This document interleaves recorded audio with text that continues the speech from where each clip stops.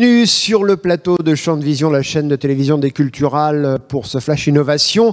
Alors vous l'avez sans doute constaté, c'est peu de le dire, mais l'agriculture biologique a le vent en poupe, à la fois chez les agriculteurs, il suffit de regarder le nombre de conversions à l'agriculture biologique ces dernières années, mais également chez les consommateurs. Là, il suffit de regarder les chiffres de l'agence bio qui ne cesse de progresser d'année en année. Et pour répondre aux demandes légitimes des agriculteurs qui ont besoin maintenant de support pour développer leur production bio, eh bien, il y a un certain nombre de technologies nouvelles et on va plutôt parler aujourd'hui de la gestion des couverts permanents avec Régis Elias. Bonjour Régis. Bonjour. Alors vous êtes ingénieur régional Occitanie et animateur de la filière agriculture bio chez Arvalis. Vous êtes où en Occitanie ? Alors je suis dans une petite ville qui s'appelle Montance, à côté de Gaillac, dans le Tarn, au nord-est de Toulouse. Et c'est une région où l'agriculture biologique a une part importante ? C'est la première région française de production en agriculture biologique. Et malgré ça, ça continue de se développer dans cette région, tout à fait. Alors, pour qu'on comprenne bien tout d'abord les enjeux de cette question, des nouvelles technologies pour les agriculteurs, expliquez-moi, la gestion des couverts permanents semble poser un problème aux agriculteurs bio. Expliquez-moi pourquoi. Alors, la raison elle est extrêmement simple, c'est qu'effectivement, la technique des couverts permanents vient de l'agriculture conventionnelle. Et aujourd'hui, pour réussir à maîtriser des couverts, on a recours à des produits de synthèse, des produits herbicides, pour calmer la plante de service qu'on cherche à maintenir vivante dans nos cultures de rente. Ça, pour le coup, des produits de synthèse dans l'agriculture bio, dans les référentiels, ce n'est pas possible. Alors, qu'est-ce qu'on fait ?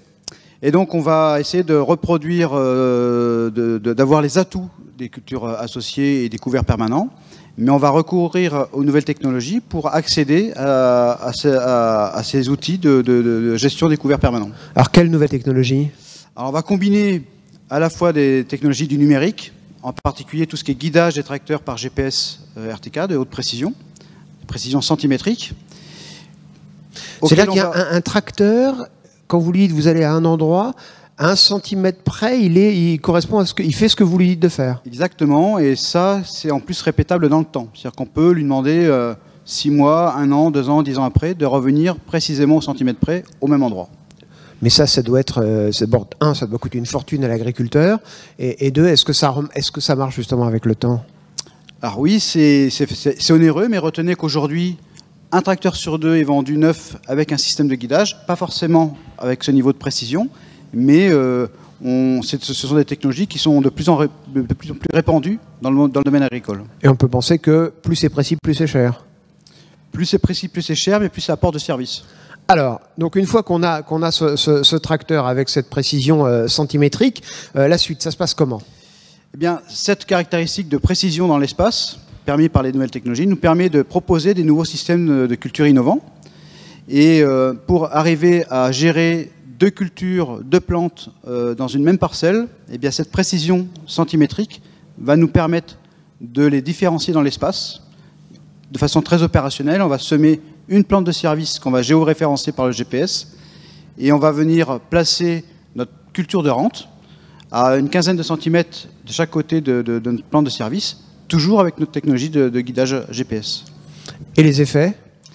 Et donc, ça va nous permettre de faire cohabiter 2 cultures et de se donner les moyens d'avoir une action sur l'une sans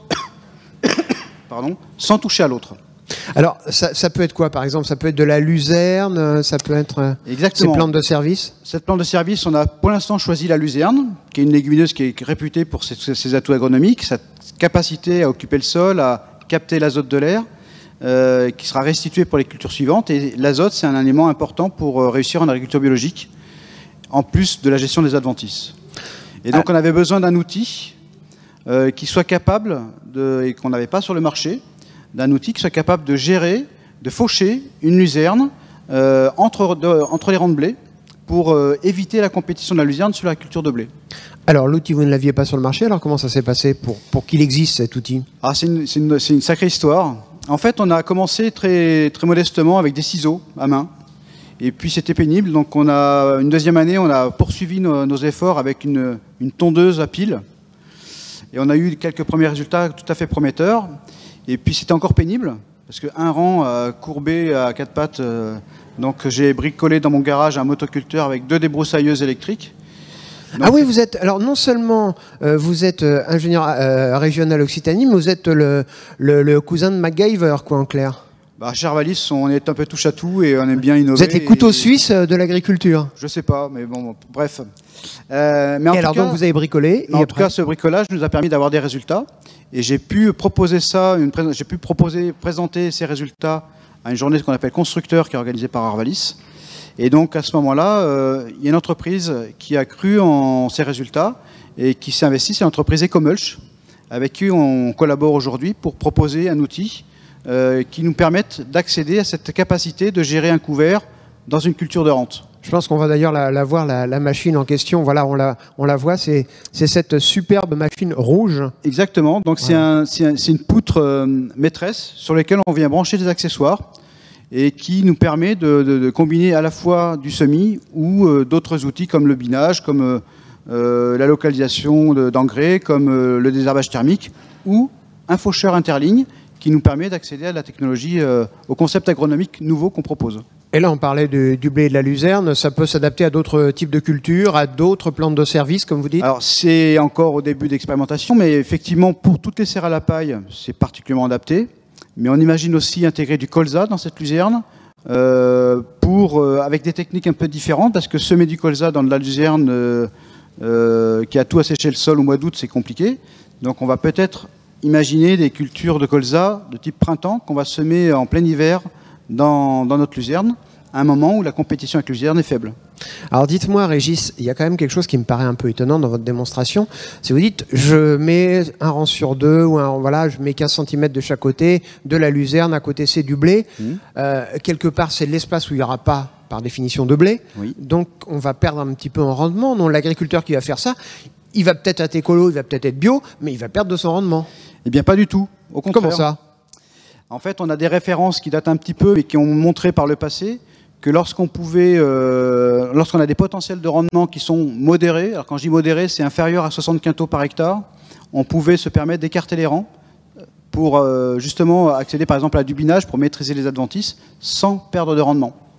Et nos résultats acquis avec nos couverts permanents nous montrent exactement la même tendance, c'est qu'on arrive à accéder à des rendements qui sont tout à fait compatibles avec le mode de production de l'agriculture biologique. Et d'ailleurs, ça intéresse aussi des producteurs en agriculture conventionnelle. Typiquement, il y a des projets qui naissent. Il y a un projet CASDAR qui a été accepté très récemment, la semaine dernière, dans lequel il y aura des expérimentations en agriculture biologique, mais également en agriculture conventionnelle. C'est-à-dire que là, ça marchera dans l'autre sens. C'est-à-dire que exactement. Le bio va inspirer le conventionnel. Et j'en suis ravi. Et est-ce que c'est une création franco-française qui n'intéresse que les producteurs français, ou est-ce que ça a vocation aussi à intéresser les autres cultivateurs en Europe, voire plus loin? On pense par exemple à l'Ukraine, qui est un gros pays producteur de blé notamment. Oui, alors qui sont dans des systèmes encore conventionnels, mais peut-être qu'ils pourraient être intéressés par ce type de concept, je ne sais pas. Mais en tout cas, ce que j'observe, moi, c'est que effectivement, ces résultats et ces travaux intéressent beaucoup de gens. Pour exemple, on a une petite page Facebook qui est suivie par des agriculteurs et des chercheurs un peu partout dans le monde, dans 25 pays du monde, qui nous suivent très régulièrement sur notre page et qui surveillent ce qu'on fait, qui nous interrogent, qui regardent, voilà, qui sont attentifs à tout ce qu'on fait. Et ces agriculteurs étrangers qui regardent sur la page Facebook, qui sont intéressés, il faut quoi? Il faut qu'ils achètent la machine, ou il y a les plans pour qu'ils puissent en construire chez eux? Alors, je serais à la place d'Ecomulch, je dirais acheter la machine Ecomulch.